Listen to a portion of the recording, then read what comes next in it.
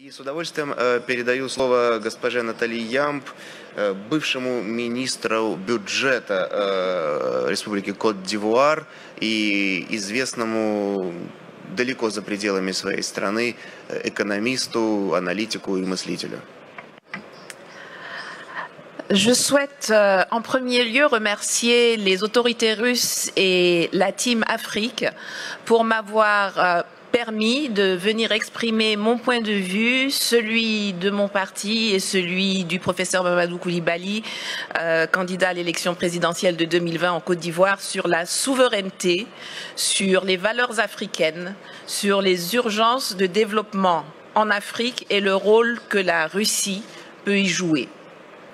Parler d'identité africaine est une chose aisée, car l'identité et les valeurs des Africains ne sont pas différentes de celles du reste de l'humanité.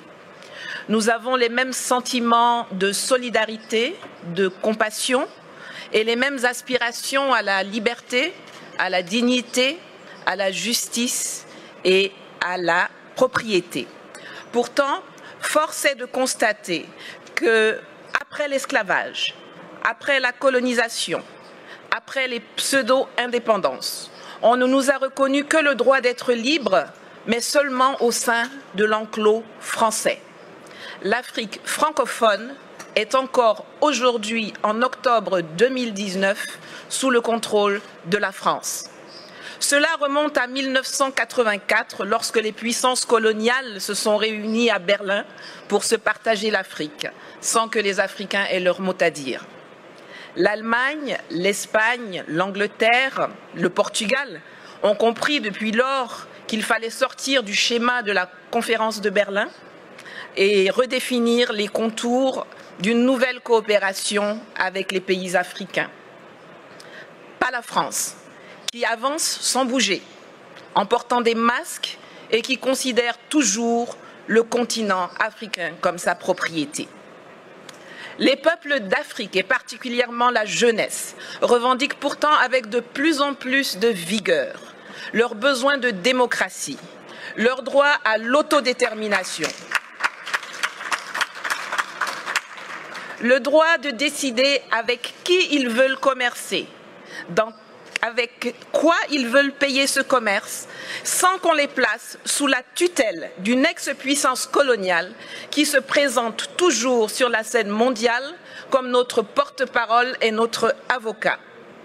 Nous voulons sortir du franc CFA, que Paris, avec la complicité de ses laquais africains, veut pérenniser sous l'appellation ECO, et qui ne permet aucune industrialisation de l'Afrique francophone. La conquête de notre souveraineté monétaire est capitale, car la seule stabilité que le franc CFA garantit aux pays qui l'utilisent sont la mauvaise gouvernance, la pauvreté et la corruption. Nous voulons le démantèlement des bases militaires françaises, qui, sous le couvert d'accords de défense bidons, ne servent qu'à permettre le pillage de nos ressources, l'entretien de rébellions, l'entraînement de terroristes et le maintien de dictateurs à la tête de nos États. Nous refusons que la France continue d'usurper la voix de l'Afrique à l'ONU, qu'elle soit à la base de quasiment toutes les résolutions concernant le continent.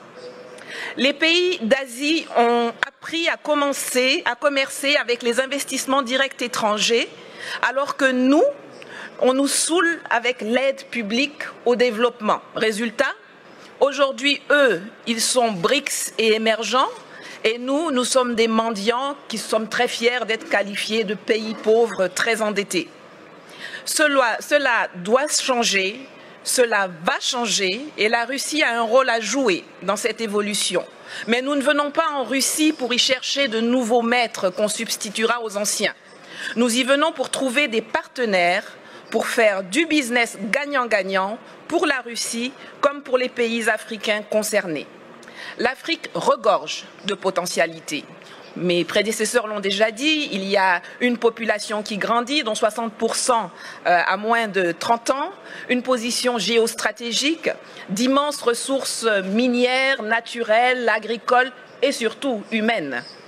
Sur le plan militaire, la présence de la Russie, qui n'y a pas de tradition coloniale, peut permettre de rééquilibrer les choses dans les pays francophones. Et je crois que l'exemple centrafricain dont Madame la ministre de la Défense pourrait mieux nous entretenir est l'un des plus parlants.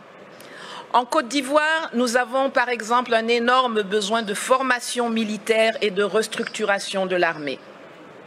Sur le plan économique, la promesse de Sochi doit être celle de la rupture avec le huis clos actuel appauvrissant où la France semble avoir verrouillé les domaines de l'eau, de l'électricité, des routes, des ponts, des ports, par des monopoles protégés par les gouvernements respectifs ou par des passations de marché de gré à gré sans appel d'offres, pour que nous puissions enfin nous diriger vers une ouverture de l'économie à tous, notamment aux industries et entreprises russes, dans les secteurs agricoles, miniers, énergétiques, de la transformation industrielle, de l'éducation, de la formation, il y en a plein. Le littoral ivoirien, par exemple, qui alterne les lagunes, les fleuves et la mer, est long de 570 km et regorge d'un potentiel encore inexploité ou sous-exploité dans le transport maritime et lagunaire, dans le désensablement des embouchures de fleuves qui peuvent devenir navigables, dans l'hôtellerie, le tourisme, l'habitat de luxe, le transport lagunaire entre les villes du littoral, compte tenu de l'état désastreux de nos routes.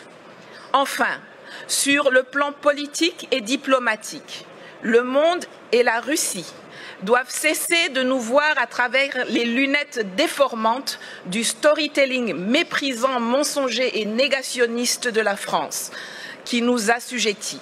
L'Afrique n'a pas besoin de tuteurs à l'ONU, l'Afrique n'a pas non plus besoin de nouveaux propriétaires, mais la Russie y a sa place comme un partenaire dans une logique de Commonwealth, d'enrichissement partagé, de collaboration vivifiante et innovante entre les secteurs privés respectifs. Le monde bouge, les lignes évoluent.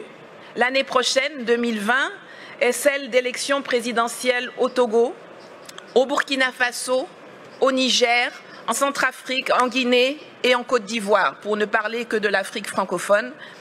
Espérons que celles-ci verront l'arrivée au pouvoir de dirigeants réellement choisis par les peuples, qui privilégieront enfin l'ouverture sur le monde et de nouvelles et innovantes opportunités d'affaires à l'asservissement bête et stupide aux colons d'hier et d'aujourd'hui. Je vous remercie.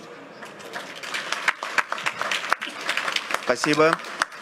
Я хочу отдельно отметить, поскольку в зале находятся иностранные журналисты, французские, американские, что одна из главных традиций мероприятий, которые проходят в нашей стране и в частности здесь, это полная свобода, открытость, отсутствие цензуры, и спикеры свои выступления не согласовывали, поэтому здесь можно насладиться настоящей свободой слова. Я это говорю как журналист, потому что знаю, какие бывают с этим проблемы в странах далеко за пределами России. Здесь вы видите полную палитру ярких красок и соответствующих заявлений, но я точно могу согласиться с госпожой Ямб в том, что у России действительно, как она отметила, нет никакого негативного, такого колониального опыта взаимоотношений с африканскими государствами. Мы единственная мировая держава, которая ничем себя не запятнала за многие-многие годы сотрудничества с странами африканского континента. В этом, конечно,